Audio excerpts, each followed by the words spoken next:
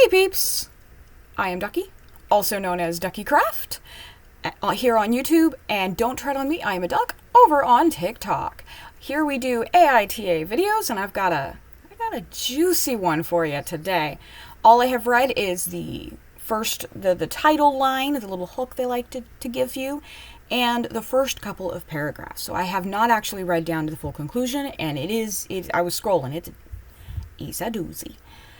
So, if you could like, subscribe, comment, I'm going to say it now and I will say it again because that's how house cleaning works. I would really appreciate you somehow getting me in front of the algorithm gods and getting me into their good graces. And any wig companies, if you would like to sponsor me, I'm your girly. This one's pretty. I like this one.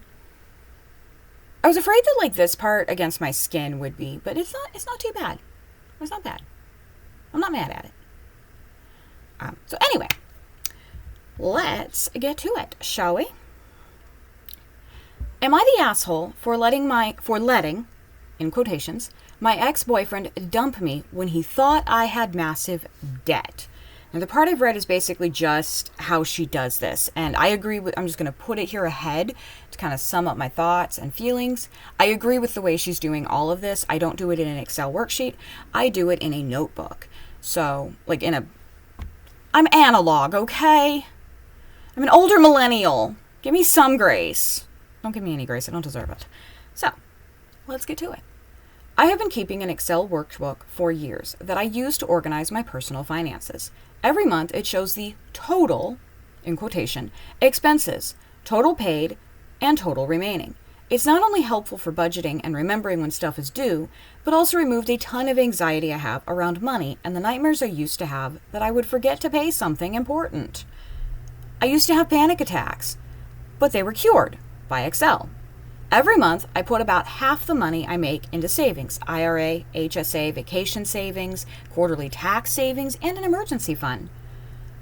My only debt is about $500 of a surprise $1,500 vet bill, and my car loan, which has a payment of $200 per month, which is a really low car loan, by the way, and which will be paid off next year. I could pay off the car and vet right now, but having an emergency cushion that could pay all my bills for 3 to 5 months makes me feel safe. Absolutely. I give myself a weekly allowance of $150 that I can spend however I want. Dates, movies, going out with friends, etc. Sounds good to me. Since my ex and I were becoming a little more serious after 6 months, we had a discussion where we decided that if things progressed, our finances would be separated. And if we moved together, we would both pay half of all expenses. This would save us both a lot of money monthly. Say that 5 times fast. Well, he used my laptop where I keep the Excel document minimized, meaning she kind of just keeps it open all the time. I have several documents that I have that. He accidentally brought it up. Here's where the conflict began. I have not read any of this, so, well, let's do this together. I put everything on my credit card every month. I really want to be able to travel and getting mile rewards is the only way I can justify the expensive flights to the places I really want to explore. I put everything, and I mean everything, rent, groceries, gas, utilities, even my quarterly taxes on it. Last year, I was even able to redeem a ticket for a friend to go with me to France. I covered all the flights as well as half the Airbnb, which is awesome. I can't put the car payment or vet bill on the card, but everything else goes on my miles card, which I then pay off a couple days after paying my bills when the balance settles. I put the amount that would generally equal my credit card balance after paying bills in the spreadsheet as well, mainly as a reminder to pay the balance because I'm paranoid that I'll forget to pay it 1 month. Remember, this is a therapeutic spreadsheet. However, he saw all my expenses laid out and the total at the bottom and thought my expenses were nearly double what they are, since the total includes the credit card payment. Oh, okay, no, I kind of do it that way. That makes sense. I guess he also assumed that the credit card payment was the monthly payment or something, which would have made the balance insane. It would have made the balance like double what she's actually paying. So if her total expenses are about $2,800 a month, he's seeing that doubled to $5,600 a month. Wow, I did math on the fly. He also noted that I had Macy's, Victoria's Secret, and Best Buy lines in the spreadsheet, and he assumed I had maxed out retail cards. Oh, although the amount to pay was at 0, I just leave them to remind me of the due date in case I use them to get something discounted. Okay, I do that with my pennies card, so I get that. I don't have a Victoria's Secret card. I should probably get one. Little snippet there. So he stewed on it for a few days and then sat me down, said that he'd been thinking about what he found, and told me that he couldn't stay with me if I was going to be irresponsible. And that if I didn't start calling every credit card I had right then in front of him to cancel, wow, control freak, and shred the cards in front of him, then he would break up with me. He kept talking over me about it. I tried to tell him about my savings and the fact that my actual debt was less than $4,000. He didn't believe me, called me a liar, and said he couldn't trust me, so he dumped me. Bye, Felicia. Seriously, that's... bye. I cried with some friends who were shocked, since I have sat down with several of them who have asked to help set up a similar system of their own to help pay down debt and start saving. I guess the truth got back to him. He was mad that I let him break up with me. Even though he makes more than me, I'm much better off than him, apparently. And he's really upset, since if we moved in together, I would have been completely capable of covering my half, and he would have liked that I had a pretty large chunk of savings. I had also told him I would get us both tickets to Italy for our 1-year anniversary. Guess that's not happening now. I honestly don't know if I am the asshole or not. I could have explained the situation more clearly and calmly, not if he was talking over you, and been a little more forthcoming and transparent with my finances from the start. Why? That's none of his business unless you are moving in together. However, the moment I was confronted, I felt completely blindsided. I felt like my privacy had been violated, which it had been. And I felt that receiving an ultimatum without even hearing me out was a deal breaker. But now my friends are expressing that I may be passing up a nice guy over a misunderstanding, and that if his assumptions were correct, he would have been right. But his assumptions weren't correct. That's the thing. I feel like I don't want to spend time with someone who would talk to me that way, but maybe I should work a little harder to make it work. I don't know, Reddit. Am I the asshole? So immediately I'm not give that an up. And then I love the first comment because it's immediately kind of what I was thinking. Do you really want to commit to a guy who can't read an Excel document? And then can't read Excel and delivers ultimatums. Looks like a guy with upper management written all over him. Oh, love that. Upper management, yes, so true. I have dealt with many bosses that are very much that way. Oh my. And it's like, well, let me explain. And they go, well, no, blah, blah, blah, blah, blah, blah, blah. And you're sitting there going, are you done? Would you like me to explain? Blah, blah, blah, blah, blah, blah. So I'm kind of assuming that's what he did. I've dealt with a lot of people like that. Frankly, she didn't let him break up with her. He made a bunch of incorrect assumptions, and he just broke up with her. He needs therapy. Sounds to me like she's got her shit together. He doesn't. He's upset because he found out she has her shit together and he doesn't. And that's emasculating. I don't know why, but that's emasculating. I mean, men, it's okay to not have your shit together. Just don't expect, the woman to also not have her shit together, I guess, is where I'm going. And wow, a lot of shits in a 1 minute time span. Fartmaster Champ, love that username. Gotta call out good usernames. Not the asshole, and you dodged a real bullet. You can't build a life with someone whose first instinct is to accuse you and then dump you. Agreed. You told him the truth. He refused to believe you. Do you realize just how fucked up that is? If my husband found something like this and misunderstood, he wouldn't even dream of doing this. He would simply want to discuss it with me. His reaction tells you everything you need to know about him. He's just mad now because you could be paying half the bills and he could be saving money. Don't even think about going back to this guy. And then someone tags to you told him the truth and he refused to believe you. Not to mention, just stupid. Like, there's a fly in here. Really? Are we going to have a Robert Welsh situation? Seriously, go away. Or is it James? I'm sorry, guys. I can't keep you apart. Not to mention just stupid. Like, he wholeheartedly believed the spreadsheet she created, but not her explanation of how it was set up and works. Dealt with bosses like that. Because they see my notes. Oh my gosh. With a couple of employers ago, they would see, the boss would come in, he'd see my notes, and he'd be like, well, what does this mean? And I'd try to explain it to him. Mind you, I don't handle confrontation in person very well. I will shut down. What does this mean? Trying to explain it, and then all of a sudden, he's just talking over me, and he's saying, well, it looks to me. I'm like, dude, you're a program director over a therapy clinic. Or what's supposed to be a therapy clinic. I swear we very rarely did actual therapy in that place. It was more of a middle school drama and a lot of fraud going on. Gonna go there. I know, I'm the one who made the report. They know I'm the one that made the report, but enough said, right? So, yeah. So, definitely, not to mention just stupid. Like, he wouldn't let OP explain how it works. Let somebody explain how their process works, because just because I look at something and don't understand, as long as it makes sense to the person doing it, and as long as the numbers do actually come out even or, close enough, then that's all that matters. That's my thought process is not going to be theirs. His thought process is not hers, but he expects it to be hers. It sounds to me like she's got a neurodivergent mind and he has a very neurotypical mind. No, you have to do it the way I do it. Okay, but that's not how life works. Okay, enough of that rant. Oh, Hellhound ate my baby. Great username. And someone with a whole detailed spreadsheet going back months like that is unlikely to be that irresponsible with their money. My first reaction would be, wow, you have it all set up. How do you read this? Like, even I got scared of a big number at the bottom. I'd assume they had some plan in mind, or that I wasn't reading the setup right.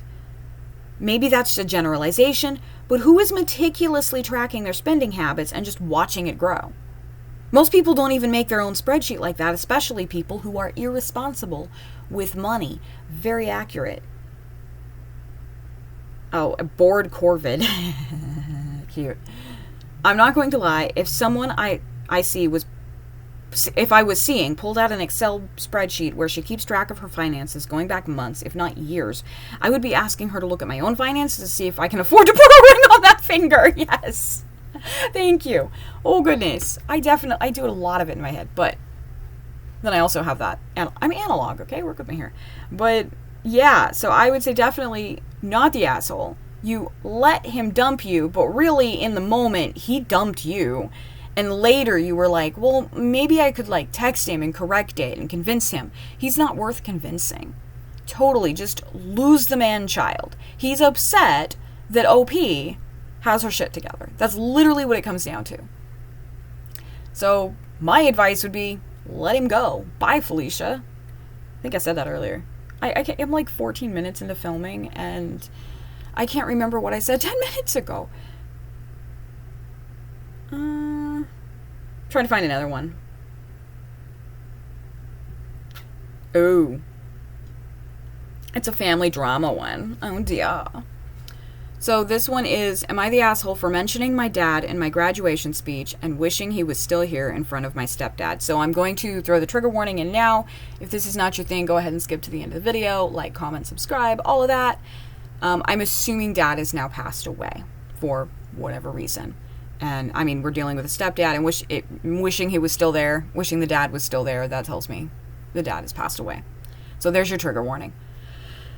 I do kind of wish they would put the trigger warnings at the beginning, but a lot of times they don't. I did one a couple videos back where I had to put the screen the trigger warning screen at the beginning, because as I'm reading it, I'm like, I'm going, oh my god, is this what happened? And I needed the trigger warning for myself. So let's get into it. My parents divorced when I, 18 female, was a baby, and they shared custody of me, 7 days with dad, 7 days with mom, until my dad died when I was 7.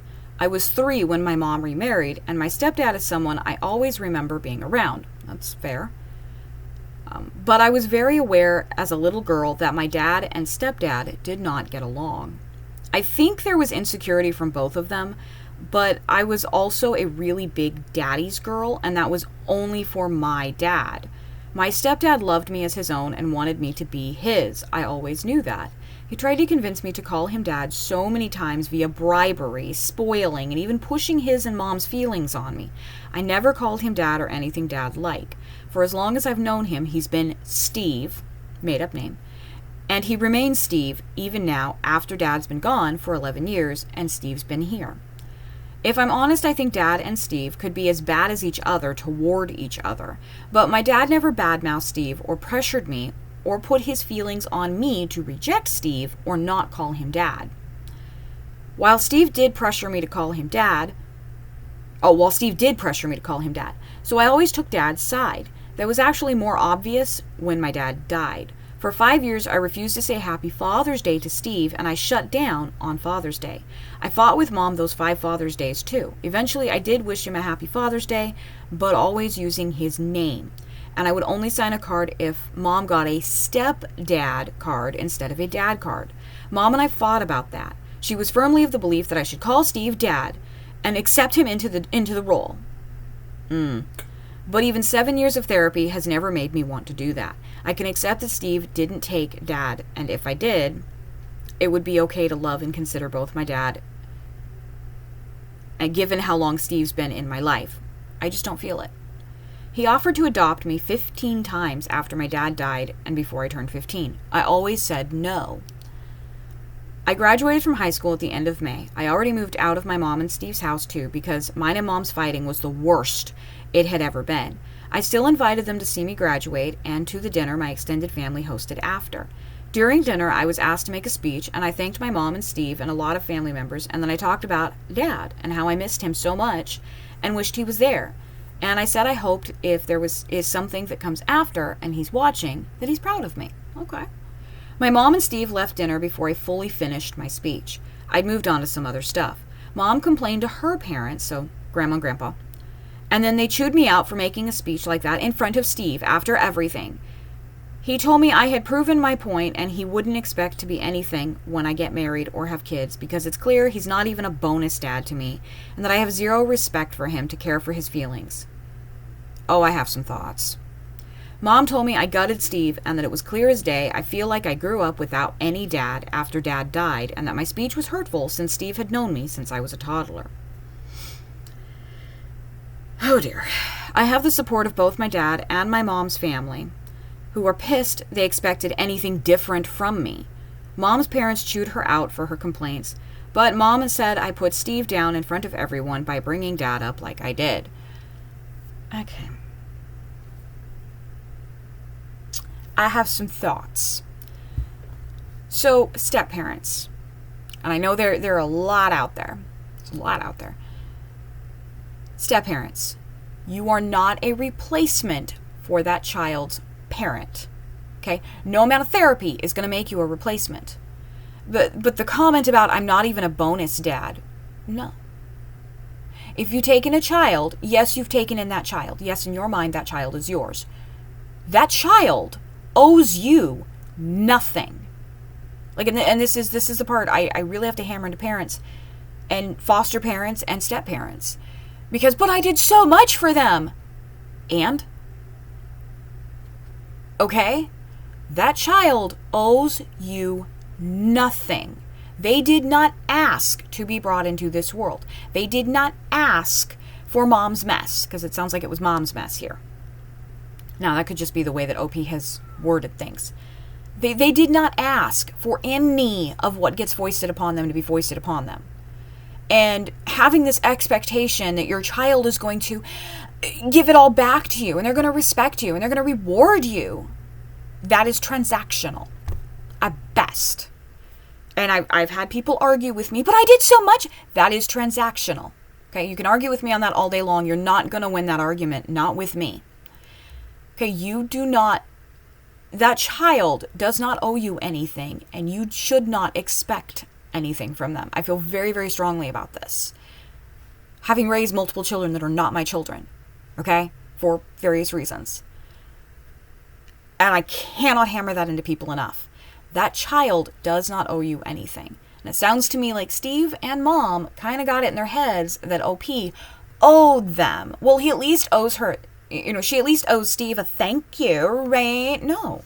That kid doesn't owe him anything. The kid was traumatized by the death of her father, and his response was, well, I'm your new daddy now. And maybe it wasn't exactly that way. She says it was kind of more over time, but he was pushing his feelings on her. And, well, but I'm taking care of you, and I'm the man who's in your life. That's nice. And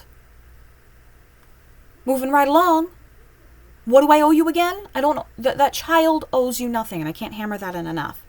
So Phoenix Vixie, love the username, states, not the asshole. Your dad is important to you and your life, it seems. And if they're turning it around as a dig at Steve and not acknowledging the important people in your life, forget your mom. You're allowed to grieve and miss someone. Yeah, and that's that attitude.